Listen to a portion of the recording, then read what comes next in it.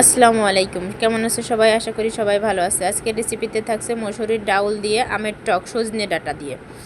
প্রথমে আমি একটা হালকা করে গরম পানি করে নিয়েছি। গরম পানির মধ্যে মসুরির ডাউলগুলো আমি ধুয়ে দিয়ে দিলাম। পরিমাণ মতো মসুরির ডাউল দেবো, যা আমার যতটুকু লাগবে। দিয়ে মসুরির ডাউল পানিটা আমি হালকা গরম করে নিয়েছিলাম। মসুরির ডালটা যখন এরকম উতলে উঠবে তখন দিয়ে দিলাম একটা পেঁয়াজ এবং 4 থেকে 5টা কাঁচামরিচ।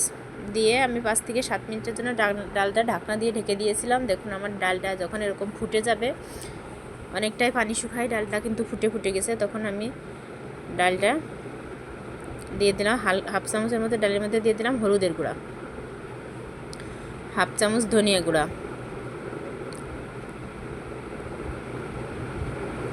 দিয়ে এবার ডালটাকে আমি ওড়ং দিয়ে ভালো মতো ঘুটে নেব।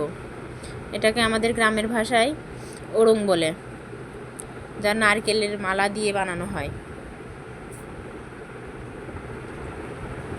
ঘুটে নিয়ে তারপর দিয়ে দেব পরিমাণ মতো ডালের পানি। পানির মধ্যে দিয়ে দিলাম এখন আমার কেটে বেছে ধুয়ে রাখা সজনে ডাঁটাগুলো দিয়ে আমি ওড়ংটা উঠিয়ে এবার ঢাকনা দিয়ে 5 থেকে 6 মিনিটের জন্য সিদ্ধ করে নেব। দেখুন আমার ডালটা যখন এরকম বলক উঠে আসবে তখন আমি ডালটা আলাদা একটা বাটিতে ঢেলে নিয়ে বাগার দিব। আমাদের দিকে বলে তেলে দিব। ডালটা সব একে একে ডালগুলো উঠিয়ে নেব। আস্তে আস্তে ডালগুলো আমার উঠানো হয়ে গেলে কড়াইটা আমি আবার ধুয়ে তারপরে দিয়ে দেবো চুলার উপরে। পরিমাণ মতো তেল দিয়ে দেব,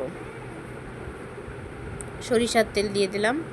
এবার সরিষার তেলে আমি দিয়ে দেব একটা পেঁয়াজ কুচি এবং একটা রসুন কুচি। পেঁয়াজ এবং রসুনগুলো হালকা থেকে মিডিয়াম আঁচে ভেজে নেব।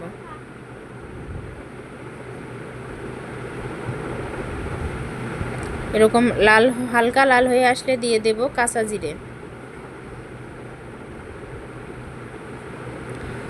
জিরে দিয়ে ওড়ং দিয়ে সুন্দর করে নেড়ে নেব। দেখুন লাল হয়ে গেছে, তখন দিয়ে দিলাম ডালটা। একেবারে লাল করে ভেজে নেওয়ার পরে ডাউলটা দিয়ে দেব। তারপরে বাটি ধরে ডালটা ঢেলে দিলাম। ডালটা ঢেলে দিয়ে ডালটা আরও 5 থেকে 5 মিনিটের মতো জাল করে নিলেই হয়ে যাবে।